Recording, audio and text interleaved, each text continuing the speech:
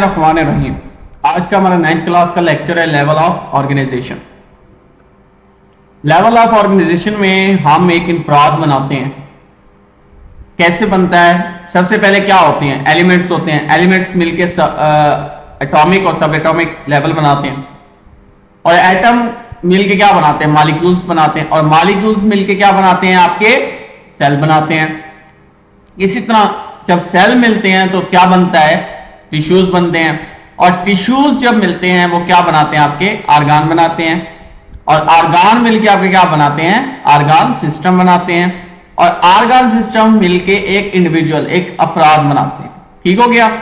ये सारे लेवल। उसके बाद एक इंडिविजुअल को जब बहुत सारे इंडिविजुअल मिलते हैं तो वो क्या बनाते हैं? पॉपुलेशन बनाते हैं, और एक दूसरे के साथ अट्रैक्शन भी चाहिए, एक दूसरे से काम भी है, तो वो क्या है? कम्युनिटी कहलाती है। उसके बाद कम्युनिटी के बाद क्या आता है? बायोस्फीयर, मतलब जमीन पे रहने के लिए भी उसको ऑक्सीजन वगैरह, ये बाकी दरख्त वगैरह भी चाहिए। तो ये सारा जो साइकिल है ये क्या है? ये है लेवल ऑफ ऑर्गेनाइजेशन। सबसे पहले क्या था हमारे पास? एटम थे, एलिमेंट थे, एलिमेंट से एटम बना, एटम से मॉलिक्यूल्स बने, मॉलिक्यूल्स ने सेल बनाया, सेल ने टिश्यू बनाए, टिश्यू ने मिलकर आर्गान बनाया, आर्गान ने आर्गान सिस्टम बनाए, और आर्गान सिस्टम से एक इंफराद बना, ये इंडिविजुअल बना, बहुत सारे इंडिविजुअल मिलके पॉपुलेशन बनाई। उसके बाद एक दूसरे के साथ इंटरेक्शन था, वो क्या था? कम्युनिटी। एक दूसरे के लिए फायदा जो था वो कम्युनिटी था।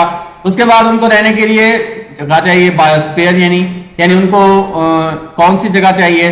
कि उनको अर्थ चाहिए, और दूसरा एक दूसरे के साथ इंटरेक्शन चाहिए, ऑक्सीजन चाहिए। ये सारी चीजें एक मुकम्मल इन अफराद के लिए ये सारी चीजें हैं। इन सारी साइकिल के ऊपर ही एक अफराद बनता है। ठीक हो गया? जब भी हमारा लेवल ऑफ ऑर्गेनाइजेशन, जब भी हमारा कोई क्वेश्चन आएगा तो हमारे जहन में ये साइकिल होना चाहिए। इस साइकिल को, अगर आप इस साइकिल को समझ गए ना, तो आप खुद भी इसके ऊपर नोट्स लिख सकते हैं। ये नहीं कि आप बुक से उठा के ये कर लें, या ये आपने रेलिवेंट इस चीज के ऊपर आप बासानी लिख सकते हैं। आपको पता हो कि इन चीज से ये बन रहा है, हमने एक इंडिविजुअल बनाना है। ठीक हो गया? बाद बच्चे क्या करते हैं? वो इन चीजों को क्या कर रहे होते हैं? थ्योरी बेस बना रहे होते हैं, और जब उनके नंबर्स आते हैं तो उनकी नंबर इतने नहीं होते। अगर आप इस साइकिल को बना दें और इनकी छोटी छोटी डिटेल दे दें तो आपका लेवल ऑफ ऑर्गेनाइजेशन पूरा हो जाएगा, और एग्जामिनर आपको पूरे नंबर देगा। ठीक हो गया? अब आए इसको एक एक करके हम पढ़ते हैं। सबसे पहले सब एटॉमिक एंड एटॉमिक लेवल। ये क्या है? वो कहते हैं तमाम टाइप ऑफ मैटर जो है वो एलिमेंट से बने होते हैं। जिस तरह हमने पहले बात की कि तमाम जो मैटर हैं, जो मादे हैं, वो एलिमेंट से बनते हैं, और हर एलिमेंट किसके ऊपर मुश्तमिल होता है? एटम्स के ऊपर। ठीक हो गया? एटम्स एक्चुअली क्या बनाते हैं? सब एटॉमिक पार्टिकल बनाते हैं, जैसे प्रोटॉन, न्यूट्रॉन, इलेक्ट्रॉन, ये तीन है। एटम एक्चुअली क्या बना रहे हैं? सब एटॉमिक पार्टिकल बना रहे हैं। सब एटॉमिक पार्टिकल कौन सी है? इलेक्ट्रॉन है, प्रोटॉन है, और न्यूट्रॉन है। प्रोटॉन और न्यूट्रॉन हमेशा साथ रहते हैं, और इलेक्ट्रॉन अलग होते हैं। याद रखिएगा, प्रोटॉन और न्यूट्रॉन साथ होंगे जहां कहीं भी होंगे, इलेक्ट्रॉन जो है ना वो अलग होगा। 92 काइंड है, 92 काइंड है एलिमेंट की जो जमीन के अंदर पाए जाते हैं, लेकिन उसमें सिर्फ 16 बायो एलिमेंट हैं जो अभी तक मौजूद हैं, जिनकी बायो एलिमेंट जिनको कहा गया है 16 एलिमेंट। वैसे कितने मौजूद है? 92। ठीक हो गया?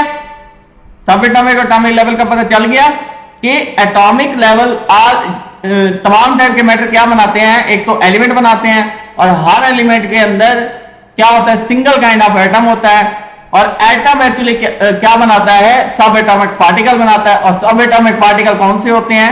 आपके इलेक्ट्रॉन है, प्रोटॉन है, और न्यूट्रॉन है। और 92 काइंड जो है ना एलिमेंट पाए जाते हैं नेचर जमीन में, लेकिन 16 उसमें बायो एलिमेंट जो इस वक्त जिनके ऊपर रिसर्च की गई है, जिनको निकाला गया है, वो कितने हैं? 16। दूसरे नंबर पे आ जाता है आपका मॉलिक्यूलर लेवल।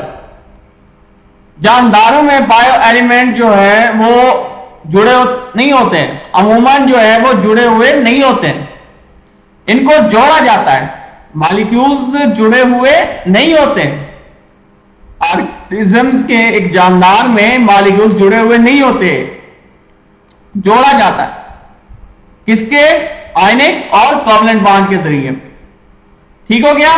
मॉलिक्यूल तो ऐसे पड़े हुए हैं, जब तक हम उसे जोड़ेंगे नहीं वो एक शेप नहीं बनाएंगे। आप केमिस्ट्री के अंदर रिएक्शंस करते हैं, जब तक आपके पास रिएक्टेड ना हो क्या प्रोडक्ट बनता है? कभी भी नहीं बनता। इसी तरह जब बायो एलिमेंट को जोड़ा ना जाए तब तक कोई भी मॉलिक्यूल नहीं बनता। ठीक है ना? ये खुद से जुड़े हुए नहीं होते। Stable particle form by such bonding, जब ये बॉन्ड करके बनते हैं तो क्या बनते हैं? मॉलिक्यूल्स बनाते। जब इनकी बॉन्डिंग होती है तो क्या बनता है? मॉलिक्यूल्स बनता है। अब मॉलिक्यूल्स दो तरह के होते हैं, एक माइक्रो मॉलिक्यूल्स होते हैं और दूसरा मैक्रो मॉलिक्यूल। माइक्रो छोटे छोटे मॉलिक्यूल और मैक्रो जिसके साथ आई लगा हुआ है वो छोटे होते हैं, जिसके साथ ए लगा हुआ है वो बड़े मॉलिक्यूल्स होते हैं।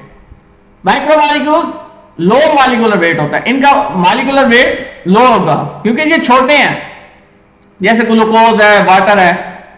और मैक्रो मॉलिक्यूल जिनका मॉलिक्यूलर वेट हाई होगा, जैसे स्टार्च है, प्रोटीन है, लिपिड है। ठीक है ना? ऑर्गेनिज्म के अंदर ग्लूकोज और पानी का लेवल क्या है? Macro molecule low molecular weight है, जबकि स्टार्च, प्रोटीन और लिपिड इनका बहुत ज्यादा है। आपके मसल के अंदर क्या पाया जाता है? प्रोटीन पाई जाती है। आपके जिस्म के अंदर जो फैट है उसमें क्या है? लिपिड्स है, स्टार्च है। ये सारी चीजें जो है ना ये एक मॉलिक्यूल्स के अंदर है। तीसरे नंबर पे आता है organelles and cell level. Biomolecules assemble in a particular way and form organelles. Biomolecules assemble होते हैं, जुड़ते हैं इन अ पार्टिकुलर वे, एक खास वे में। यानी बायोमॉलिक्यूल जब एक खास वे में जुड़ते हैं तो क्या बनाते हैं? एक ऑर्गेनेलीज बनाते हैं। और ये ऑर्गेनेलीज क्या करता है? एक्चुअली सब सेलुलर स्ट्रक्चर बनाता है। जब सब सेलुलर स्ट्रक्चर्स मिलते हैं तो एक यूनिट ऑफ लाइफ बनता है, जिसको क्या कहते हैं? सेल बोलते हैं। ठीक है ना?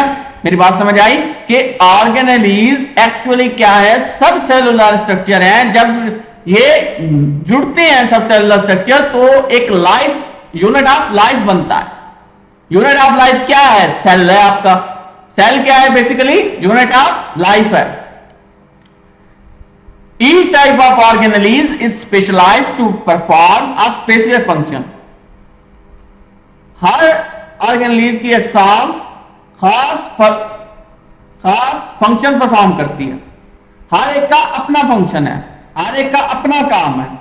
ठीक है? हर ऑर्गेनेलीज की अक़साम का अपना काम परफॉर्म करती है। फॉर एग्जाम्पल जैसे माइटोकॉन्ड्रिया है, स्पेशलाइज्ड है किस लिए? सेलुलर रेस्पिरेशन के लिए। राइबोसोम्स है किस लिए? प्रोटीन के सिंथेसिस के लिए। ठीक हो गया?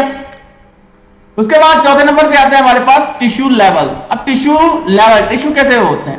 टिश्यू का क्या काम है? टिश्यू को कैसे डिफाइन करते हैं? अब देखें, सेल मिलके क्या बनाते हैं? आपके टिश्यू बनाते हैं। पीछे हमने सेल और ऑर्गेनेलीज बना लिया। ठीक है? पहले बायोमॉलिक्यूल्स इकट्ठे हुए, उससे क्या बना? ऑर्गेनेलीज बना। ऑर्गेनेलीज एक्चुअली क्या थे? हमारे पास सब सेलुलर स्ट्रक्चर थे। जब सब सेलुलर स्ट्रक्चर्स हमने इकट्ठे किए तो हमारे पास सेल बना। ठीक है? और सेल जब मिलेंगे तो क्या बनेगा? टिश्यू बनेगा। टिश्यू की डिफाइंड है, we can define a tissue as a group of similar cell specialised for the performance of a common function. जब एक टिश्यू एक जैसे सेल की ग्रुप से बनता है तो वो एक ही फंक्शन परफॉर्म करता है। ठीक हो गया? जब एक जैसे सेल्स के ग्रुप से टिश्यू बनता है तो एक फंक्शन परफॉर्म करता है। मुख्तलिफ टाइप के टिश्यूज होते हैं, यानी प्लांट टिश्यूज भी हैं और एनिमल टिश्यूज भी हैं। आपके जिस्म के अंदर में अगर एनिमल टिश्यूज के हवाले से बात करूं, एनिमल टिश्यूज से मैंने पहले भी कहा था कि बायो के अंदर जो एनिमल लफ्ज यूज होगा वो इंसानों के लिए भी यूज होगा और जानवरों के लिए भी यूज होगा। ठीक है, अब यहां जो एनिमल टिश्यूज है वो जानवरों और इंसानों दोनों के लिए यूज किए। यहां पे एक एग्जांपल दी गई तस्वीर में, देखें कि smooth muscle of tissue, muscle देखो जुड़े हुए हैं टिश्यूज। ठीक है, अब आपके मसल जो है ना, अगर मैं अपर लिम्ब के बाइसेप की और ट्राइसेप मसल की बात करूं, जब आप बाजू को ऊपर करते हैं तो आपका क्या मसल के अलग अलग पार्ट मूव करते हैं? नहीं, क्योंकि वो जुड़े हुए हैं। उनका काम, अगर मैं बाइसेप की बात करूं तो वो क्या करेगा? हाथ को ऊपर करेगा। अगर मैं ट्राइसेप की बात करूं तो वो मेरे हाथ को सीधा करेगा। यानी कि उनकी स्ट्रेंथ जो है ना, वो जब एक सेल टिश्यू की फॉर्म में आ जाते हैं तो वो कॉमन फंक्शन परफॉर्म करते हैं। अलग से मतलब एक सेल ये फंक्शन परफॉर्म कर रहा है या दूसरा ये, ऐसा नहीं होता। एक ही फंक्शन परफॉर्म कर रहे होते हैं।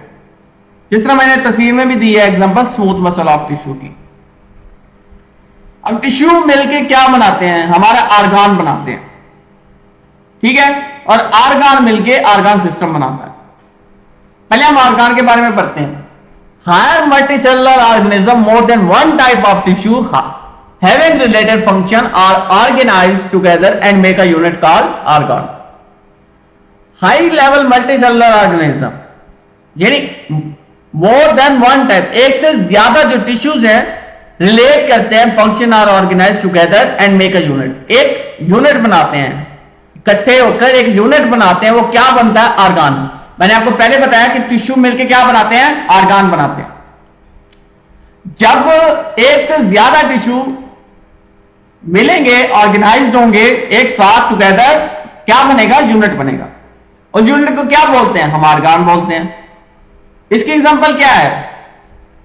वो कहते हैं कि डिफरेंट टिश्यू जो है ना, organ perform there specific function and these function collectively become the function of that organ. जब वो कहते हैं कि खास फंक्शन परफॉर्म करते हैं ऑर्गन, जो ऑर्गन बना है वो उसका अपना काम है, हर ऑर्गन का अपना काम है। ठीक है, टिश्यू के अंदर जिस तरह कहा गया था कि वो कॉमन फंक्शन परफॉर्म करते हैं, लेकिन यहां पे डिफरेंट है। मुख्तलिफ टिश्यू ऑफ ऑर्गन का मुख्तलिफ फंक्शन है। जैसे कि stomach is a organ specialised for digestion of protein and for storing food. अब स्टोमक का क्या काम है? आपके मैदे का क्या काम है? खुराक को स्टोर करना, ठीक है, प्रोटीन की डाइजेशन करना।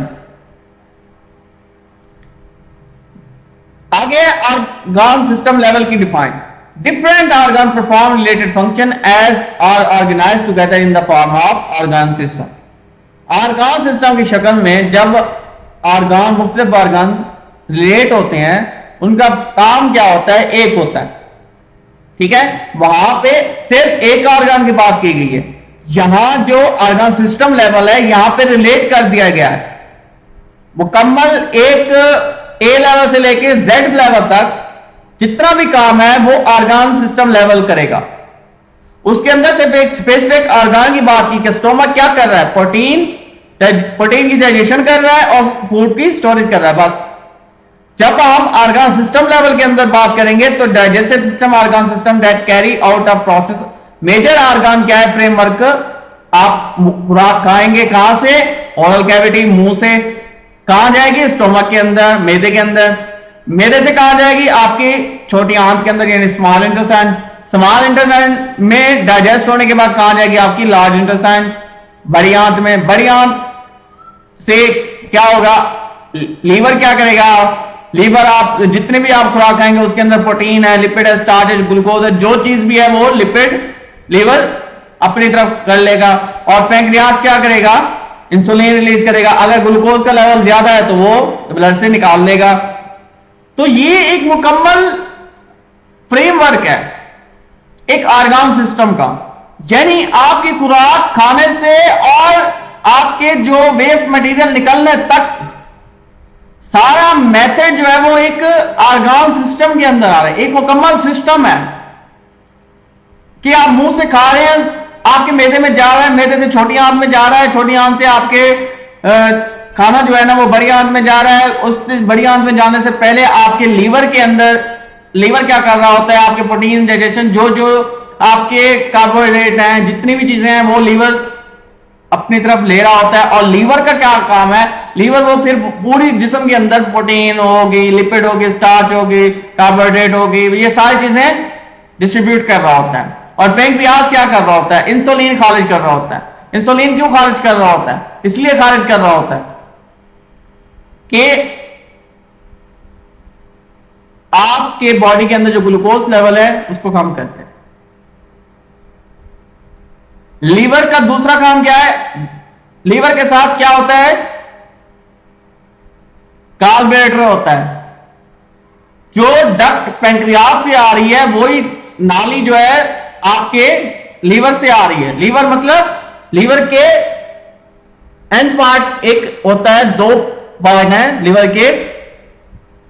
लीवर के नीचे गॉल ब्लैडर होता है जिसकी नाली क्या करता है, वो सेक्रेट करता है बिलिरुबिन, वो आपकी खुराक को तोड़ता है, हजम कराता है।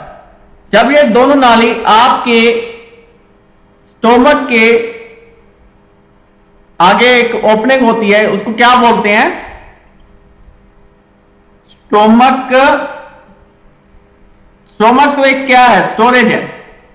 स्टोमक क्या है, एक स्टोरेज है। स्टोमक के आगे क्या होता है, स्टोमक के बाद स्मॉल इंटेस्टाइन का पार्ट जुड़ता है, लेकिन उस स्मॉल इंटेस्टाइन पार्ट के जुड़ने से पहले एक पार्ट आता है जहां क्या हो रहा होता है, दो नालियां जुड़ रही होती हैं, एक पैंक्रियाटिक डक्ट यानी पैंक्रियाज की नाली, और एक लीवर के कौन से पार्ट की, गॉल ब्लैडर की। कहां पे, आपके ड्यूडेनम में, जो कि स्टोमक किसके थ्रू जुड़ा होता है, ड्यूडेनम के। जो मतलब स्टोमक का लास्ट पार्ट कौन सा है, पाइलोरिक स्फिंक्टर, एक वॉल है जो बंद हो जाती है खुराक के गुजरने के बाद, फिर वो कहां जाती है, आपके ड्यूडेनम के अंदर, ड्यूडेनम से फिर स्मॉल इंटेस्टाइन में आती है। ठीक हो गया। उसके बाद है all these organ help in the process of digestion. वो कह रहा है कि तमाम जो इसमें ऑर्गन यूज हुए हैं, अब ये सारे ऑर्गन है, ओरल कैविटी ऑर्गन है, स्टोमक ऑर्गन है, स्मॉल इंटेस्टाइन ऑर्गन है, लार्ज इंटेस्टाइन ऑर्गन है, लीवर एक ऑर्गन है, और पैंक्रियाज एक ऑर्गन है। ये तमाम ऑर्गन क्या कर रहे हैं, डाइजेशन में मदद कर रहे हैं। ठीक हो गया। उसके बाद अब ऑर्गन सिस्टम बनने के बाद एक इंडिविजुअल वजूद में आया, मुकम्मल एक इंडिविजुअल बना है। डिफरेंट ऑर्गन, मुख्तलिफ ऑर्गन और ऑर्गन सिस्टम ऑर्गेनाइज हुए हैं तो एक इंडिविजुअल बना है, एक जानदार बना है, एक ऑर्गेनिज्म बना है। ठीक है। मुख्तलिफ ऑर्गन और मुख्तलिफ ऑर्गन सिस्टम जब इकट्ठा हुए तो क्या बनाया, आपका एक इंडिविजुअल बना, यानी एक ऑर्गेनिज्म बना। इंडिविजुअल से मुराद अफराद है, आपका एक जानदार बन गया, मुकम्मल तौर पर एक इंसान बन गया। For example, when a man is engage in continuous and hard exercise, जब एक इंसान मुसलसल क्या करता है, हार्ड सख्त एक्सरसाइज, काम मुशक्कत वाला काम करता है, मुसलसल जारी है, मुशक्कत वाला काम कर रहा है। Not only his muscles are working but also there is increase in the rate of respiration and heart beat. उसके मसल से काम नहीं कर रहे बल्कि उसका रेट ऑफ रिस्पिरेशन भी बढ़ रहा है और हार्ट बीट भी बढ़ रही है। एक मजदूर जब एक क्या चलाता है, जमीन को खोदता है, ठीक है ना, तो क्या उसके से मसल काम कर रहे हैं, उसको देखो कि उसकी सांस का जो रेट है, रेट ऑफ रेशियो है, वो भी बढ़ता है, उसकी हार्ट बीट भी बढ़ेगी। उसे 2 मिनट बैठो उसके पास देखो वो तेज तेज सांस ले रहा होगा। इसके एग्जांपल मैं यूं देता हूं, अगर आप मुसलसल भाग रहे हैं, अगर आप मुसलसल भाग रहे हैं तो जब आप रुकते हैं तो आपका क्या होता है, आप तेज तेज सांस लेते हैं, आपकी हार्ट भी तेज हो रही होती है, आपका दिल जो है वो जोर जोर से धड़क रहा हो। ये सारा क्या है, एक ऑर्गेनिजम्स के अंदर है, एक मुकम्मल जानदार के। अब उस मुकम्मल जानदार, एक जानदार, दूसरा जानदार, तीसरा जानदार, चौथा जानदार, जब ये सारे ऑर्गेनिज्म मिलेंगे तो एक पॉपुलेशन बनाएंगे, आबादी बनाएंगे। Population is defined as a group of organisms of the same species located at the same place in the same time. एक जैसे स्पीशीज के जानदार एक जैसी जगह और एक जैसे वक्त में रहें तो वो क्या कहलाती है, आपकी पॉपुलेशन। अब इंसान है, इंसानों की पॉपुलेशन कहां रहेगी, आबादी, ठीक है ना, एक जैसा माहौल में, एक जैसे माहौल में। अब ये तो नहीं है कि इंसान जंगलों में जाके बसेगा, नहीं बसेगा ना। अब जानवर क्या है, शहर में आके बसेंगे, नहीं बसेंगे ना। हर चीज अपनी अपनी जगह पे पॉपुलेट है, ठीक है। Human population of Pakistan 2010 comprises 173.5 million individual. एक सर्वे की गई है 2010 की ह्यूमन पॉपुलेशन की, इंसानी आबादी की। उस वक्त 173.5 मिलियन अफराद थे। उसके बाद कम्युनिटी लेवल, अब एक दूसरे के साथ आबादी तो हो गई, अब एक दूसरे के साथ अट्रैक्शन भी है, ताल्लुक भी है। कम्युनिटी क्या करता है, असेंबलेज करता है different population interaction with one another with in the same environment. एक जैसे माहौल में एक दूसरे के साथ हमारा ताल्लुक और एक दूसरे के साथ हमें एक दूसरे के साथ क्या होता है, जैसे कि एक टीचर है, स्टूडेंट को उससे काम है और टीचर को डॉक्टर से काम है, ठीक है ना। तो सब एक दूसरे के साथ जुड़े हुए हैं, हर बंदा एक दूसरे के ऊपर डिपेंडेंट है। अब ये नहीं कि हर बंदा कह के यार मैं दवाई भी खुद लेके खाता हूं, अपना सारा काम मैं खुद ले करता हूं, नहीं, हर इंसान एक दूसरे के ऊपर डिपेंडेंट है, वरना ये कम्युनिटी चल ही नहीं सकती। Community are collection of organism in which one population में इंक्रीज एंड अदर में डिक्रीज। अगर मैं इसको दूसरे अल्फाज में बयान करूं, जो ये दूसरी लाइन दी हुई है कि वो कहता है कि एक पॉपुलेशन अगर बढ़ रही है तो दूसरी कम हो रही है। इससे क्या मुराद है, इससे मुराद है कि अगर आप क्या कर रहे हैं, जानवरों को ज़िबा कर रहे हैं, जानवरों की रेशियो ऐसा ऐसा कम हो रही है, वो इंसान खुराक के तौर पे काम खा रहा है, जंगल काट रहे हैं, से क्या हो रहा है, वो भी कमी महसूस हो रही है। इसी तरह दूसरी अगर बात करूं मुर्गियों के हवाले से, चिकन हम खा रहे हैं, उसकी रेशियो ऐसे ऐसे कम हो रही है, मछलियां खा रहे हैं, उसकी भी रेशियो ऐसा कम हो रही है। आजकल फार्मी आ रही है, देसी तो आपको कहीं मिलती नहीं है, ऐसा है ना आजकल तो देसी का नाम तक नहीं रहा, पहले इतनी होती थी, ऐसा ऐसा वो कम हो गई। सामने उसको खाना जब स्टार्ट करते तो ऐसा ऐसा कम हो गई, चंद एक आपको मिलती हैं। उसके बाद है इन सब को एक रहने के लिए बायोस्फीयर की भी जरूरत होती है। Part of inhibited by organism community is known as biosphere. जमीन का वो हिस्सा जहां जानदार रह सकते हैं वो बायोस्फीयर है। बायोस्फीयर में मुराद आपके दरख्त भी, हवा भी, आप समंदर भी, पहाड़ भी, जो जो मट्टी भी, जहां कम्युनिटी और पॉपुलेशन सरवाइव करती है उनके लिए ये चीजें होना जरूरी है। दरख्त का होना जरूरी है, हवा का होना जरूरी है, पानी का होना जरूरी है, और किस चीज का होना जरूरी है, पत्थरों का होना जरूरी है। ये सारी चीजें, ईंटें वगैरह, ये मट्टी, ये सारी चीजें बायोस्फीयर के अंदर आती है जो एक कम्युनिटी को जरूरत। ठीक हो गया, थैंक यू। अगर किसी को समझ ना आई हो तो वो कमेंट में मैसेज जरूर कर सकता है, इंशाल्लाह उसको रिप्लाई दिया जाएगा। और हमारा एक व्हाट्सएप ग्रुप भी है जो कि उसका लिंक मैं डिस्क्रिप्शन में दे रहा हूं। अगर कोई हमारे ग्रुप को ज्वाइन करना चाहता है तो मोस्ट वेलकम, उसको वहां पे भी इंशाल्लाह रिस्पॉन्स किया जाएगा।